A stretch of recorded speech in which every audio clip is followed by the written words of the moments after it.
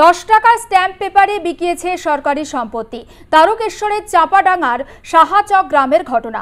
10 টাকার স্ট্যাম্প পেপারে দানপত্রে সই করিয়ে বিক্রি করা হয়েছে জমি।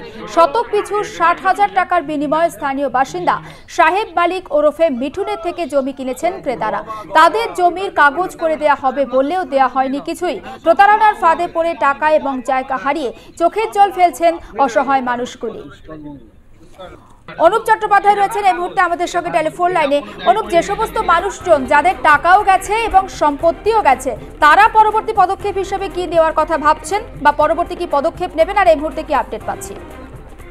জুলেখা, আমরা যতদূর ওখানে গিয়ে যে পরিস্থিতি দেখেছি, যে যারা জমি হারা, অর্থাৎ টাকাও গেছে জমিও গেছে, তারা জানতেনই না যে তাদের কিভাবে প্রতারণা করা হয়েছে, কিভাবে সাজিয়ে গুছিয়ে এই সাধারণ মানুষগুলোর কাছ থেকে সুস্থ মস্তিষ্কে সরকারি সম্পত্তি 10 টাকার স্ট্যাম্প পেপারে বিক্রি করে টাকা হাতিয়ে নেওয়া হয়েছে।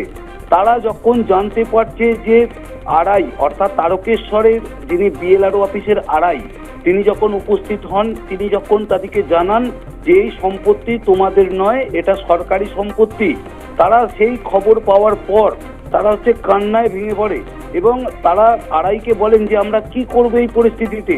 এই পরিস্থিতি তারা টাকাগুলো অন্তত ফেরত চাওয়ার কথা বলছিলেন আড়াই সাহেবের কাছে, কিন্তু আড়াই সাহেব বলেন এ তো সরকারি সম্পত্তি, কে টাকা ফেরত দেবে, তুমি কাকে টাকা দিয়েছো, কোনো রকম ভাবে ডকুমেন্টস সেখানে নেই, সরকারি ভাবে কোনো ডকুমেন্টস নেই, সুতরাং এটা বেআইনি ভাবে চক্রান্ত করে ফাঁসানো হয়েছে তোমাদেরকে। সেই টাকার দায়িত্ব যারা নিয়েছে তাদের সঙ্গে যোগাযোগ করতে বলেছেন তিনি। তাদের সঙ্গে কি যোগাযোগ করেছেন যারা জমি হারিয়েছেন সেই সমস্ত বাস্তুহারা মানুষগুলো? বাস্তুহারা মানুষগুলো যারা টাকা দিয়ে প্রতারিত হয়েছেন, প্রথমে তারা ওই সাহেব মালিক অর্থাৎ মিঠুন হরপে তার বাড়িতে যায়, কিন্তু মিঠুনকে কেউ এখনো পর্যন্ত তার খোঁজ পাওয়া যাচ্ছে না। এই বিষয়টা জানাজানি হতেই মিঠুন এলাকা ছাড়া তার পরিবারের কাছে জানতে চাওয়া হয়েছিল। তার পরিবারের লোকেরা এই বিষয়টায় তারা জানাচ্ছেন যে আমরা কিছুই জানি না, যাদের জায়গা তারা বিক্রি করেছে, এই মিডলম্যান অর্থাৎ দালাল হিসেবে এদিকে ঠিক করে দিয়েছিল। এবং এই যারা জায়গা ক্রেতা অর্থাৎ কিনেছেন, যারা আজকে কপালে হাত দিয়ে বসে রয়েছেন, কান্নাকাটি করছেন, তারা মিঠুন মালিককে চিনতেন। তাদের বক্তব্য যে আমরা মিঠুন মালিককে চিনতাম, সাহেব মালিককে, তার হাতেই আমরা প্রত্যেকে 60,000 টাকা করে দিয়েছি। কিন্তু আমরা দেখতে পাই যে 10 টাকার স্ট্যাম্প পেপারে সুবীর পাইন একজন ব্যক্তি, তিনি সই করছেন, তিনি দান করছেন জায়গা, তিনি দাবিও করেছেন যে আমি দান করেছি, কিন্তু ঘটনা হচ্ছে যে কিভাবে তিনি দান করলেন সরকারি সম্পত্তি, তিনি বলছেন যে এটা তাদের পূর্বপুরুষের সম্পত্তি ছিল, সেটা তার জানা ছিল, কিন্তু কিভাবে ভেস্টেড হয়ে গেছে, সরকারি সম্পত্তি হয়ে গেছে, তার নাকি জানা থাকেনি। তাই তিনি এই বিষয়টাকে এড়িয়ে যাওয়ার চেষ্টা করছেন এবার। কিন্তু আমরা পরিষ্কারভাবে দেখতে পাচ্ছি যে সরকারি সম্পত্তি লক্ষ লক্ষ টাকায় 10 টাকার স্ট্যাম্প পেপারে বেআইনি ভাবে বিক্রি হয়ে গেছে, সেটাই আমরা দেখতে পাচ্ছি। এবং যারা প্রতারিত হয়েছেন তারা বিভিন্ন জায়গায় ছোটাছুটি করছেন, সরকারি দপ্তরেতে যাওয়ার চেষ্টা করছেন, তারা যোগাযোগ করছেন যে কিভাবে তারা এই চক্রান্ত থেকে ফাঁদ থেকে তারা বেরোতে পারে। এই মিঠুন মালিক ওরফে সাহেব মালিক, তার পরিচয়টা ঠিক কি? মানে এলাকায় এতগুলো মানুষের থেকে টাকা নেওয়া, তাদেরকে বুঝিয়ে তাদের সম্পত্তি নেওয়া বা বিক্রি করতে বলা, প্রভোগ করা, সব মিলিয়ে তার তো একটা প্রতিপত্তি এলাকায় থাকতেই পারে, না হলে মানুষ কেন তাকে বিশ্বাস করবেন?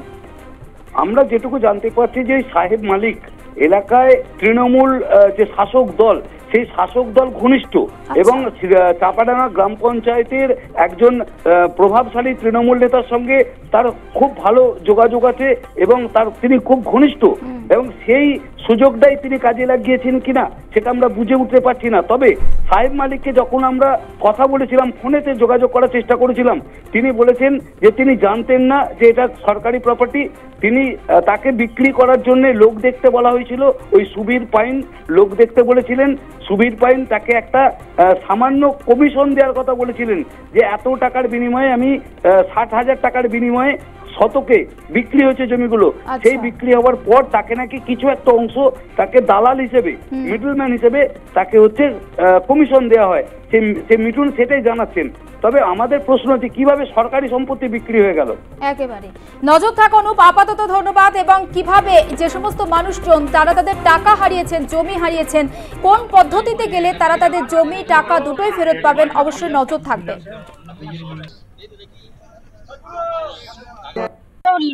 মাঠে ঘাটে খেটে খাই, কষ্ট করে তো কিনেছি, কি করে জানবো? জানলে আবার এরকম কাজ কেউ করে? ও তো জানে, ও কেন দিল তাহলে?